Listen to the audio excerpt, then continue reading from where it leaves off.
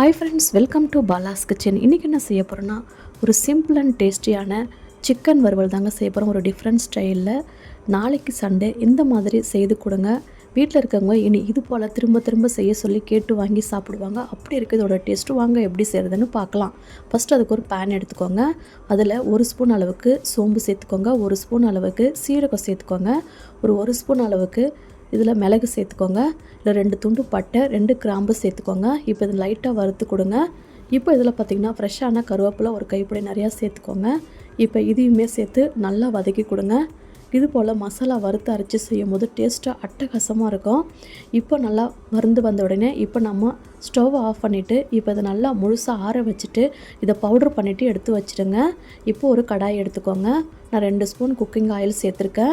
இப்போ இதில் பார்த்திங்கன்னா ஒரு 1/2 ஸ்பூன் சோம்பு, 2 வரமிளகா, ஒரு 4-5 முந்திரி எடுத்திருக்கேன். இப்போ இது ரெண்டுத்துமே சேர்த்துக்கோங்க. முந்திரி தேவைன்னா சேர்த்துக்கோங்க, இல்லைனா ஸ்கிப் பண்ணிவிடுங்க. இல்லைனாக்கா இப்போ இதில் ஒரு பெரிய வெங்காயத்தை இப்போ இதில் பொடிசாக கட் பண்ணி சேர்த்துக்கோங்க. இப்போ வெங்காயம் நல்லா வதங்கி வரட்டும். வெங்காயத்தை நல்லா வதக்கி கொடுங்க. வெங்காயம் நல்லா கலர் மாறி நிறம் மாறி வர வரைக்கும் நல்லா வதக்கி கொடுங்க. இப்போ வெங்காயம் ஓரளவுக்கு பாருங்கள் நல்லா வதங்கி வந்துருச்சு. இந்த ஸ்டேஜில் பார்த்திங்கன்னா கொஞ்சமாக கருவேப்பிலை சேர்த்துக்கோங்க. அதோடு கூட 2 பச்சை மிளகாவை கட் பண்ணி சேர்த்துக்கோங்க. இதுவுமே நல்லா வதக்கி கொடுத்துருங்க. இப்போ இதில் 1 ஸ்பூன் நிறைய சேர்த்துக்கோங்க, 1 ஸ்பூன் ஃபுல்லாக சேர்த்துக்கோங்க. இப்போ இதில் பார்த்திங்கனாக்கா பச்சை வாசனை போகிற அளவுக்கு இஞ்சி பூண்டு பேஸ்ட்டு நல்லா வதக்கி கொடுங்க. நல்லா வதங்கி வரட்டும். இப்போ நல்லா வதக்கி கொடுத்துட்ட பிறகு இப்போ இதெல்லாம் மசாலா ஐட்டம்லாம் சேர்த்துக்கலாம்.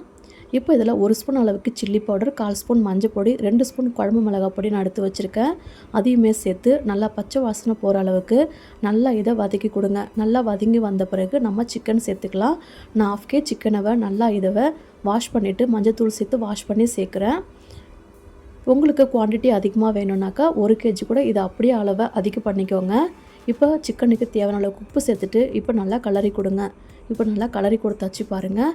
இப்போ இதில் தண்ணி சேர்க்க வேணாம், இதில் தண்ணி விடுங்க. இப்போ நம்ம ஒரு 5 நிமிஷத்துக்கு அப்படியே மூடி வச்சிடலாம். 5 நிமிஷத்துக்கு அப்புறமா ஓப்பன் பண்ணி காமிக்கிறேன். இப்போ பாருங்கள் சிக்கனில் நல்லா தண்ணி விட்டு வந்திருக்கு. நம்ம தண்ணி எதுவும் சேர்க்காமல் இதே நமக்கு சரியாக போயிடும். இப்போ பார்த்திங்கன்னா நல்லா கலரி கொடுத்துட்டு மறுபடியும் இதை மூடி வச்சுருங்க. கொஞ்சம் தண்ணி வற்றி வரட்டும், சிக்கன் நல்லா வெந்து வரட்டும். இது ஒரு 5 மினிட்ஸுக்கு கிட்டத்தட்ட பார்த்திங்கன்னா வேக வச்சு எடுத்துக்கலாம். இப்போ பார்த்திங்கன்னா சிக்கன் நல்லா ஜூஸியாக நல்லா வெந்து வந்துருச்சு பாருங்கள். இது நல்லா கரெக்டான ஸ்டேஜியாக இருக்கும். இப்போ பார்த்திங்கனாக்கா நம்ம அரைச்சி வச்சு அந்த பவுடரை சேர்த்துக்கோங்க. இப்போ சேர்த்துட்டு ஒரு கைப்பிடி நிறையா கொத்தமல்லியை சேர்த்து நல்லா கலரி கொடுங்க. கலரி கொடுத்துட்டு சர்வ் பண்ணுங்கள். டேஸ்ட்டு வேறு லெவலில் இருக்கும். இப்போ ஒரு பிளேட்டில் மாற்றி வச்சுருங்க. எல்லா வெரைட்டி ரைஸுக்கும் வச்சு சாப்பிட்லாம். சாம்பார், ரசத்துக்கு கூட அட்டகாசமாக இருக்கும்.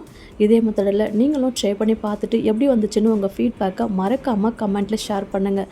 இந்த வீடியோ பிடிச்சிருந்தால் லைக் பண்ணி சப்ஸ்கிரைப் பண்ணி வச்சுக்கோங்க. கண்டிப்பாக நாளைக்கு சண்டேக்கு இதே போல் நீங்களும் ட்ரை பண்ணி பாருங்கள். தேங்க்யூ.